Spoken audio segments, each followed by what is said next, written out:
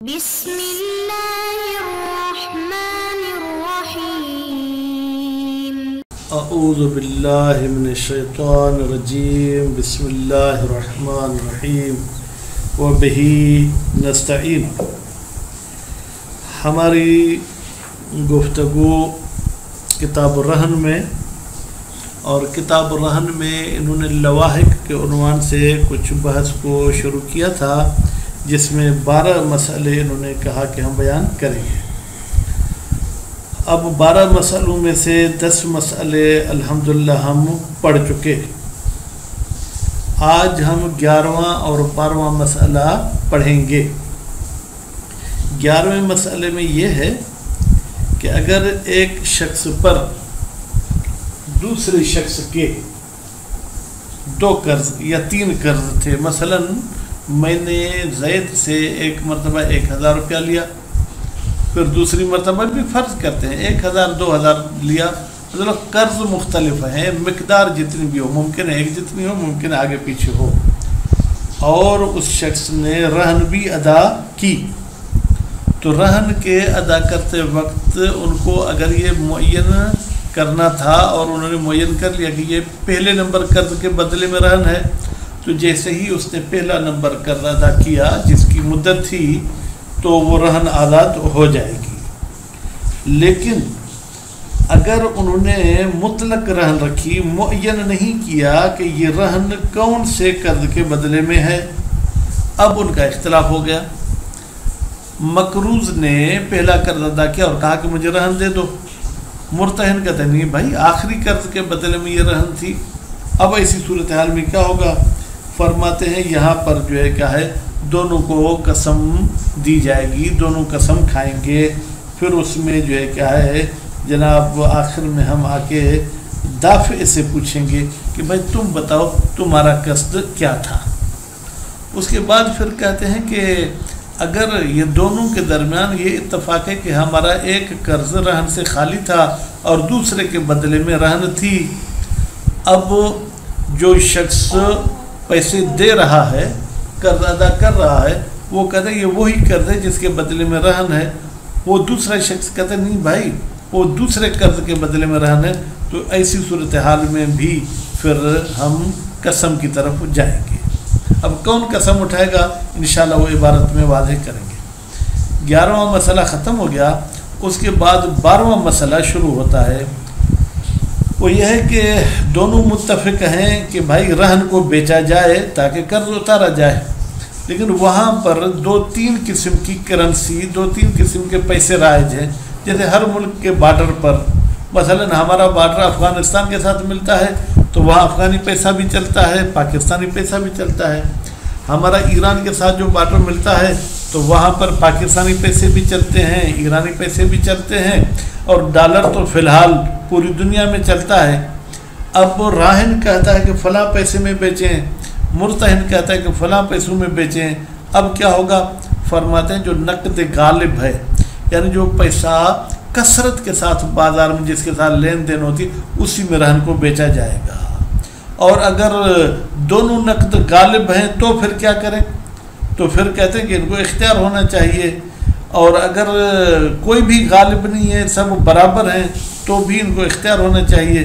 لیکن اگر یہ پھر بھی آپس میں اختلاف کرتے ہیں تو پھر یہاں پر نوبت آتی ہے حاکم شرع کی۔ حاکم شرع آ کے ان کے درمیان فیصلہ کرے گا، وہ معین کرے گا کہ کون سے رقم، کون سے پیسوں اور کون سی کرنسی کے ساتھ اس رہن کو بیچا جائے۔ تو ابھی ہم چلتے ہیں جناب عبارت کی طرف۔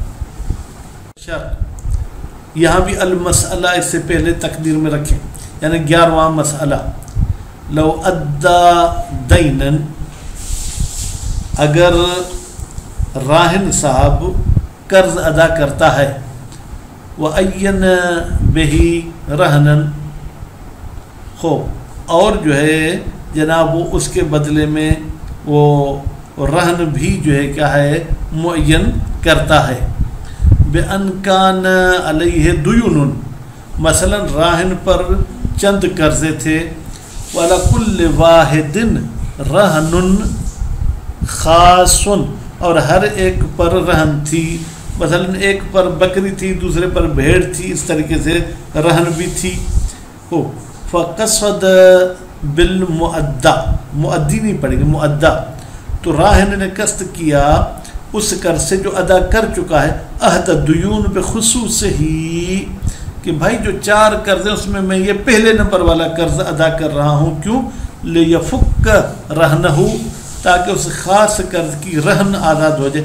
فذاک، پھر تو وہی ہوگا، هو المتعین، یعنی وہی معین قرض کے بدلے میں جو رہن تھی وہ لے گا. لأن مرجع تعیین الی قصد المؤدی، اس لیے کہ رہن اور قرض کا معین کرنا یہ مؤدی کے قصد پر ہے. وَإِنْ أَطْلَقَ وَلَمْ يُسَمِّ عَهْدَهَا، لیکن اگر راہن صاحب مطلقاً جو ہے کہ بھائی یہ لو لکھ لینا، ایک قرض ادا ہو گیا، لیکن اس میں معین نہیں کرتا کہ پہلے نمبر والا یا دوسرے نمبر والا یا تیسرے نمبر والا.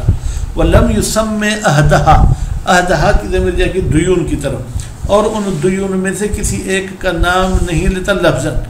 ممکن ہے نیت ہو لیکن لفظی طور پر نہیں ہے. لیکن قصدہ، لیکن اس شخص نے اس ایک کا قصد کیا. فتحالفا فی القصد، تو یہ پھر دونوں ایک دوسرے سے قسم لیں گے. جناب کس میں؟ قسم میں. فدعا کل منہما قصد دافع دینا غیر الاخر، پھر راہن کہتا ہے کہ پہلے نمبر والا قرض میں نے ادا کیا، مرتہن کہتا ہے نہیں بھائی نہیں، آپ نے دوسرے نمبر والا جو ہے کیا ہے قرض ادا کیا. تو اب ایسی صورتحال میں کیا ہوگا؟ حلف الدافع، دافع صاحب جو ہے کیا قسم اٹھائیں گے، یعنی راہن، علامت دعا قصدہ، جس قصد کی وہ دعویٰ کر رہا ہے. لأن الاعتبار بقصد ہی، اس لیے کہ ہمارے یہاں بحث راہن کے قصد پر ہے. مرتہن کو کیا پتا، اس نے کوئی اس کے دل کا آپریشن کر کے تھوڑی دکھایا کہ اس نے کیا قصد کیا تھا. وہ اعلم بہی، دافع ہی زیادہ علم رکھتا ہے بہی، اپنے قصد کا. وَإِنَّمَا اُحْتِیجَ إِلَى الْيَمِينِ، اچھا بھائی تو پھر آپ اس بیچارے کو قسم کیوں دے رہے ہیں؟ قسم دینے کی ضرورت کیا ہے؟ ما ان مرجع النزاع الى قصد دافع، جبکہ ہمارا جھگڑا جو ہے وہ دافع کے قصد میں ہے. وَالدَّعْوَ الْغَرِيمُ الْعِلْمُ بِهِ غیر معقول، اور غریم یعنی قرض خواہ، یعنی مرتہن جو دعویٰ کرتا ہے کہ مجھے علم تھا کہ اس کا قصد ہے، وہ تو معقول نہیں ہے. کیوں؟ الاعمال بالنیات، لامکان اطلاع علیہ، کہتے ہیں ہاں تھوڑا سا خدشہ ہے، ممکن ہے کہ مرتہن کو اطلاع ہو علیہ اس دافع کے قصد پر بے اقرار القاصد، اس نے مثلا اقرار کیا تھا. ولو تخالفا فی ما تلفظا، اگر دونوں اختلاف کرتے ہیں جو لفظ اس نے بولے تھے، بے ارادت ہی، اس کے ارادے میں. وہ کہتے ہیں آپ نے یہ بولا تھا کہ پہلا نمبر قرض، وہ کہتے ہیں میں نے پہلا کہا تھا لیکن میرا ارادہ یہ تھا کہ جو زیادہ مقدار والا قرض ہے. فکذالک، تو بھی ایسے ہی ہے، یعنی تو بھی دونوں کو قسم اٹھانی پڑے گی. ویمکن ردہ، اور ممکن ہے کہ اس تخالف فی اللفظ کو ہم لوٹائیں الی ما ذکرہ، اس بات کی طرف کہ جس کو مصنف صاحب نے ذکر کیا. وہ کیا تھا؟ من التخالف فی القصد، بھئی یہاں بھی ان کا اختلاف گویا کہ قصد میں ہے. اذ العبرۃ بہ، اس لیے کہ اصل حیثیت قصد کو دی جاتی ہے. واللفظ کاشف عنہ، جبکہ لفظ کشف کرتا ہے ارادے کو. وکذا لو کان علیہ دین، کذا یعنی مختلف دیون کی طرح، اگر راہن پر ایک ایسا قرض ہے خال عن رہن، جس کے بدلے میں اس نے رہن نہیں دی تھی. وآخر، اور ایک دوسرا قرض بھی ہے بہی رہن، جس کے بدلے میں اس نے رہن بھی دی تھی. فدفع عن المرہون بہ، فدعا یعنی پھر یہ راہن دعویٰ کرتا ہے کہ میں نے یہ جو ابھی قرض کی ادا کیا ہے یہ اس قرض کو دیا ہے جس کے بدلے میں نے رہن رکھی تھی. لیفک رہنو، تاکہ رہن آزاد ہو جائے. ودع الغریم، اور قرض خواہ دعویٰ کرتا ہے الدفع عن الخالی، بھائی یہ تم نے وہ قرض دیا ہے جو رہن سے خالی تھا. یہ کیوں دعویٰ کرتا ہے؟ لیبقى رہن، تاکہ رہن باقی رہے. فالقول قول دافع، تو یہاں پر دافع کی بات مانی جائے گی مع یمین ہی، البتہ ساتھ میں ہم اس کو کہیں گے قسم بھی اٹھاؤ، لأن الاختلاف یرجع الی قصدہ، یہاں پر بھی اختلاف رجوع کرتا ہے اس دافع کے قصد کی طرف، الذی وہ قصد لا یعلم جس کا علم نہیں ہو سکتا الا من قبلہ مگر خود دافع کی طرف سے، کل اول جیسے کہ پہلے مسئلے میں جہاں پر ہم نے کہا تھا کہ اگر چند قرض ہیں وہاں بھی اس کا قصد، تو اس کا قصد اسی کے ذریعے معلوم ہوگا۔ الحمدللہ 11واں مسئلہ پورا ہو گیا۔ الثانیۃ عشر 12واں مسئلہ، لو اختلفا اگر راہن اور مرتہن دونوں اختلاف کرتے ہیں فی ما یباع بہ، فی ما یعنی اس ثمن میں کہ جس میں رہن کو بیچا جائے، یباع بہ رہن کو بیچا جائے، فاراد المرتہن مرتہن صاحب نے ارادہ کیا ہے بیعہ بنقد کہ میں اس کو بیچوں روپے میں، وراہن بغیرہ اور راہن چاہتا ہے کہ میں اس کو غیر روپیہ ڈالر میں بیچوں، تو بیع بنقد الغالب اس رہن کو بیچا جائے گا اس قیمت میں جو غالب وہاں رائج ہے، سواء وافق مراد احدہما ام خالفہما، چاہے نقد غالب راہن اور مرتہن کے مراد کے موافق ہو، یعنی وہ بھی یہی چاہتے ہوں یا نہ ہو، خوب اور رجع الی الحق، خوب یا ہم یوں کہیں گے کہ جناب رجوع کیا جائے گا حق کی طرف ہو، خوب وَإِلَّا فَالْحَاكِمُ اگر اس طریقے سے مسئلہ نہیں بنتا ہے تو پھر حاکم شرع ہے، خوب پھر حاکم شرع کو کہیں گے آپ معین کریں، فَإِنْ غَلَبَ النَّقْدَانِ اگر غالب ہو جائیں جناب دو نقد بیع بمشابہ الحق تو پھر بیچا جائے گا اس نقد کے ساتھ جو حق کے ساتھ مشابہت رکھتا ہے۔